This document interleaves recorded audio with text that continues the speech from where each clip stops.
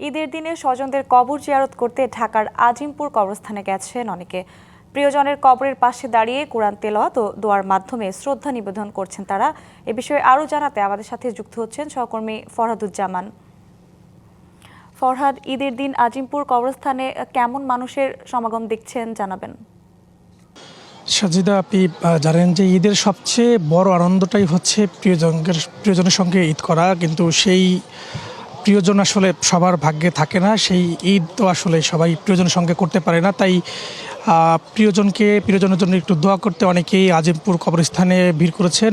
অনেকেই নামাজ শেষে এসেছেন আজিমপুর কবরস্থানে এবং এখানে তাদের যারা মা বাবা ভাই বোন আত্মীয় স্বজন যারা রয়েছেন তাদের দোয়া করছেন।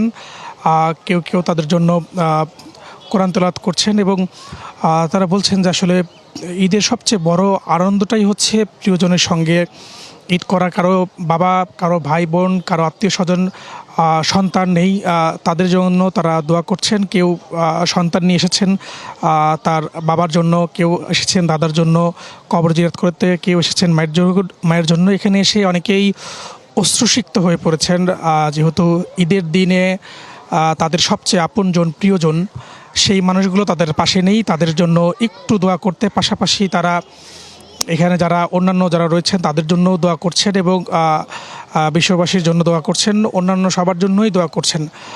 তারা অনেক জায়গা থেকে চলে এসেছেন এখানে। তো ঢাকাসহ অন্যান্য আশপাশের অনেক জায়গার এখানে কবর রয়েছে।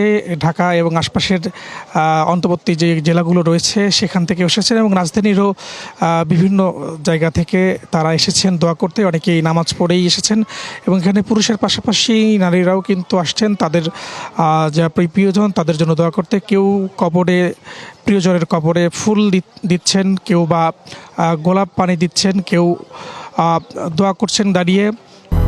200-র বেশি সার্ভিস ও ফিচারে লেনদেনের সব বিকাশ অ্যাপে সম্ভব। কেউ কেউ অশ্রুসিক্ত হয়ে পড়েছেন। আমাদের সঙ্গে অনেকেরই কথা হয়েছে, তারা বলছেন যে অনেকের যাদের বাবা মা ভাই বোন তারা যাদেরকে হারিয়েছে তাদেরকে তো তারা আর ফিরে পাবে না, তাদের সঙ্গে হয়তো আর কখনো দেখা হবে না। সেই তাদের সঙ্গে একটু হয়তো তাদের কবরটা দেখলে হয়তো তাদের একটু শান্তি লাগবে, সেই কারণেই কিন্তু তারা এখানে এসেছেন। এবং এখানে আপনি জানেন যে এখানে একটা কবরের উপরে কিন্তু আরও অনেক কবর দেওয়া হয়। এটা নিয়েও তাদের অনেক আফসোস রয়েছে যে প্রিয়জনের কবরটা হয়তো তারা সরাসরি এখানে পান না। কবরের অবস্থাপনা নিয়েও তারা একটু অভিযোগ জানিয়েছেন। অনেক কবর ভেঙে গিয়েছে এরকম অভিযোগও রয়েছে।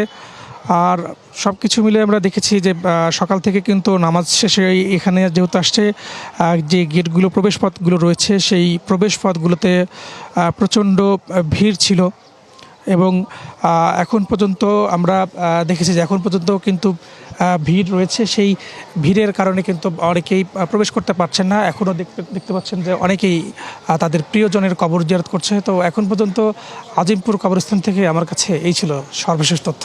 সঞ্জিদা। ফরহাদ, ধন্যবাদ আপনাকে।